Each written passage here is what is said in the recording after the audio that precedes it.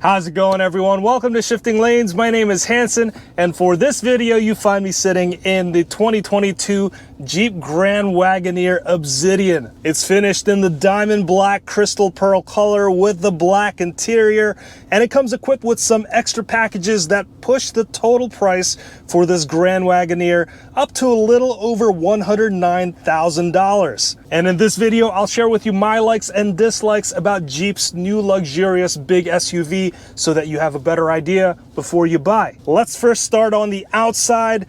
The Grand Wagoneer is a big SUV.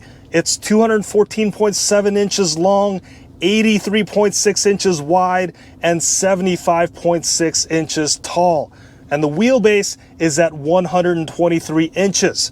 If that's not big enough, there will be an even bigger version coming out for the 2023 model year called the Wagoneer L and the Grand Wagoneer L.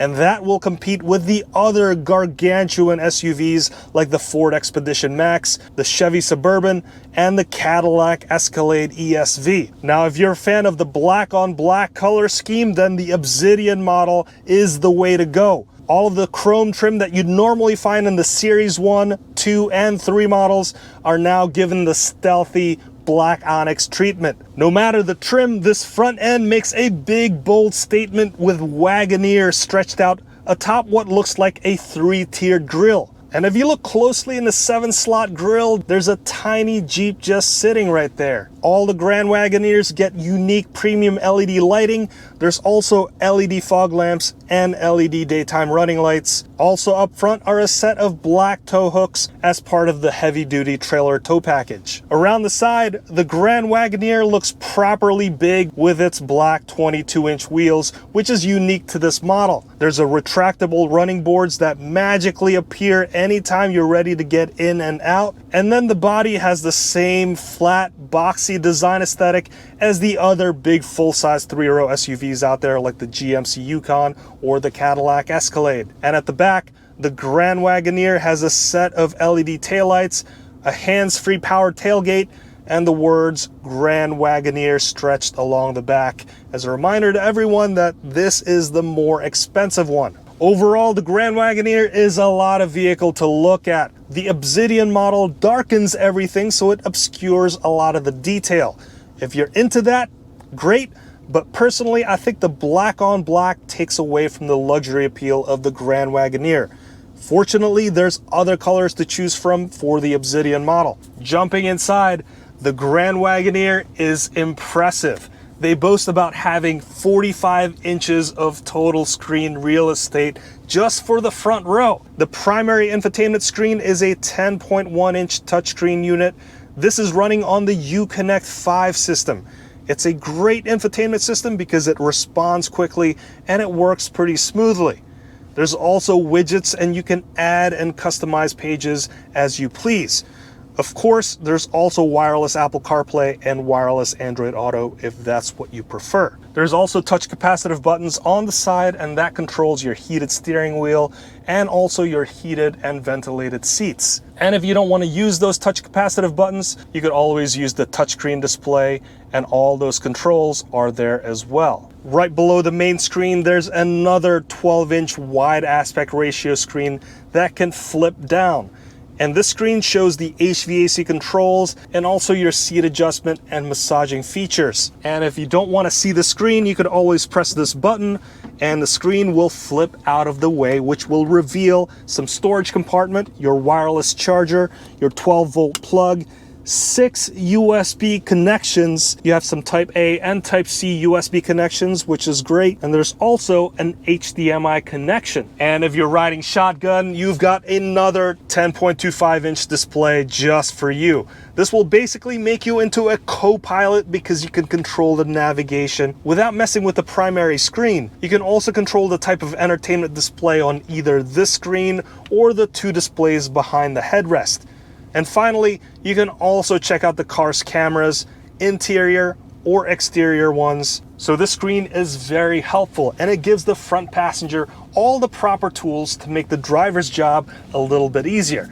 Now, if you're liking this video so far, don't forget to hit that like, subscribe, and especially that notification bell so that you could be notified anytime we make a new video.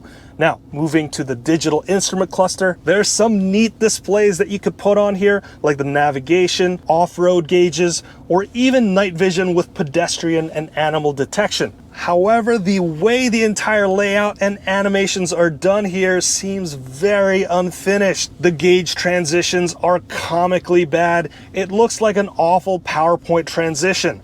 Navigating through the screens is also a bit confusing, and there's no good way to remember where everything is located. For an SUV that's worth over $100,000, I thought that Jeep could have done a much better job for the digital instrument cluster. What's really good here though is the steering wheel. It feels really good to the touch, and it's also heated. It feels like a steering wheel that belongs in an expensive car. The stitching, the grip, and the feel is great. The buttons are mechanical and tactile, so that's always appreciated. And this has the typical volume and tune buttons on the back of the steering wheel, like the rest of the Jeep and Dodge cars. I'm a big fan of this, and the design is also a throwback to the two-spoke steering wheel designs of the old Wagoneers. As for the seats, this is a pretty fantastic seat as well.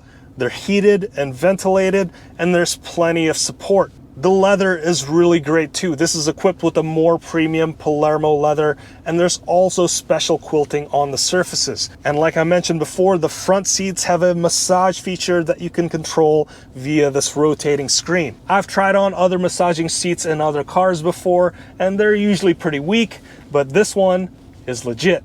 There's also a lot of adjustability here, as to be expected, and all of those adjustments are on the door. You can even adjust the pedal placement if you like, and you can find those buttons on the left-hand side of the steering wheel. The second row is also a very premium experience. This is the 7-seat configuration, so there's a giant center console here that has another massive screen for your HVAC and seat controls. These captain's chairs are heated and ventilated too, and there's massive amounts of legroom back here at 42.7 inches. This Grand Wagoneer also comes with the rear seat entertainment group, so you can get twin 10.1 inch screens with the Amazon Fire TV built in. And to get into the third row, it's pretty easy. There's a button on the seat, and it'll make the second row tip forward. I like the amount of legroom back here as well at 36.6 inches, and there's also plenty of headroom. This is a third row that's appropriate for adults. I wouldn't mind sitting back here for a long road trip, unlike other smaller 3-row SUVs, which the third row is usually reserved for children. And lastly, I also like that there's a glass roof back here too, providing that premium experience for the third row passengers. As for cargo space, this is a huge hauler. Interior cargo space is at 27.4 cubic feet. With all the rear seats folded down, the maximum cargo volume is at 94.2 cubic feet. So enough about the features inside the Grand Wagoneer. How does it drive? It drives pretty well. In the power department, the Grand Wagoneers are powered by a 6.4-liter Hemi V8 engine that makes 471 horsepower and 455 pound-feet of torque. It is a great sounding engine, and it's mated to an 8-speed automatic transmission. Given the heft of this SUV, this engine still hustles the Grand Wagoneer up to speed pretty well. With no passengers, you should be able to hit 0 to 60 in under 6 seconds. And if you need to tow, this Grand Wagoneer is rated up to 8,260 pounds. As for ride quality, it's not too bad. This is a smooth transporter generally, but the ride quality doesn't scream that this is a $100,000 car. I expect for an SUV that's this expensive to make every crummy road out there feel like smooth pavement. I think there are other big luxury SUVs at this price point that does a better job in the ride department. Handling wise, the Grand Wagoneer isn't a canyon carving tool either. I don't think there's anything in the segment that handles well. This body on frame, high center of gravity SUV feels very par for the course for these big luxury 3-row SUVs. Steering feels light and numb, and body roll is generous. As for off-road capability, this Grand Wagoneer comes with the Quadra Drive 2 4x4 system. So that means that this has a 2-speed transfer case, and you can engage 4 low by hitting this button and also shifting into neutral and then toggling back to drive. This system also has a rear electronic limited slip differential, so that means that you're going to have better traction in general. This also has select terrain, which means that you can optimize the 4x4 performance depending on the type of surface that you're on. So this will coordinate the throttle response, the torque split, the braking performance, the powertrain, and also the transmission shift behaviors. So there's 5 different profiles here. There's auto, sport, rock, snow, and sand or mud. Now, when you put yourself in rock mode, the air suspension in the system, which is called Quadra Lift, will add up to 3.6 inches of lift, giving you a maximum 10 inches of ground clearance. So you might be looking at a pretty decent overlanding type of vehicle here if you can live with the physical size. Mileage wise, even with the cylinder deactivation, the Grand Wagoneer is gonna hit your wallet hard. It's rated at 13 city, 18 highway, and 15 miles per gallon combined. The Cadillac Escalade does a little bit better than the Grand Wagoneer, but in the end, these are big, heavy SUVs with high horsepower V8s, and they're going to return pretty bad fuel efficiency.